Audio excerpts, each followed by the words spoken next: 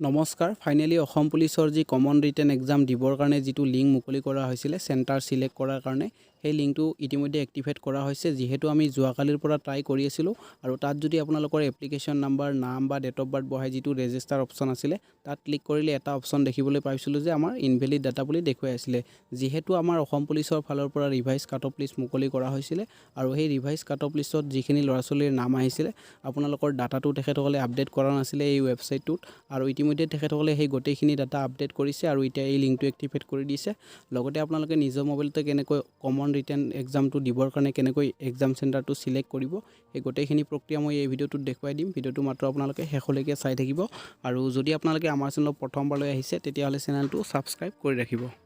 আৰু এইটো হৈছে আমাৰ অসম আৰক্ষী নিযুক্তি বৰ্ডৰ অফিচিয়েল ৱেবছাইট যেতিয়া আপোনালোকে এই ৱেবছাইটটোত ভিজিট কৰিব তলতে এটা আপোনালোকে অপশ্যন দেখা পাব কমন ৰিটেন এক্সাম পৰ্টেল ইয়াতে আপোনালোকে চিম্পলি ক্লিক কৰি দিব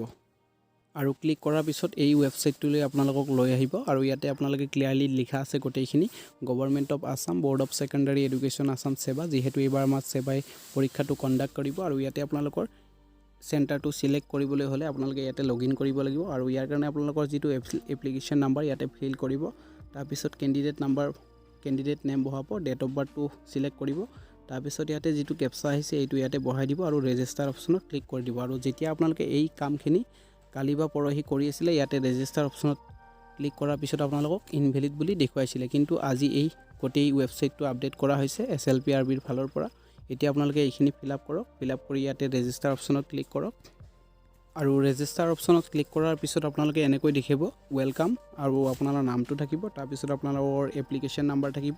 নেম থাকিব ডেট অফ বাৰ্থটো থাকিব আৰু তাৰপিছত যিটো অপশ্যন দেখিছে আপোনালোকে এপ্লিকেশ্যন ফৰ্ম ইয়াতে গৈ কিনে আপোনালোকে চেণ্টাৰবিলাক সিলেক্ট কৰিব পাৰে আৰু যিহেতু মই ইয়াৰ ওপৰত চেণ্টাৰ কেনেকৈ সিলেক্ট কৰে তাৰ ওপৰত মই অলৰেডি এটা ভিডিঅ' বনাইছোঁ আৰু যদিহে আপোনালোকে সেই ভিডিঅ'টো চোৱা নাই তেতিয়াহ'লে এই ভিডিঅ'ৰ ডিছক্ৰিপশ্যনত লিংকটো দিয়া থাকিব তাৰ জৰিয়তে আপোনালোকে সেই ভিডিঅ'টো চাই আপোনালোকে ৰেজিষ্টাৰটো মানে চেণ্টাৰটো সিলেক্ট কৰিব পাৰে নিজৰ মোবাইলতে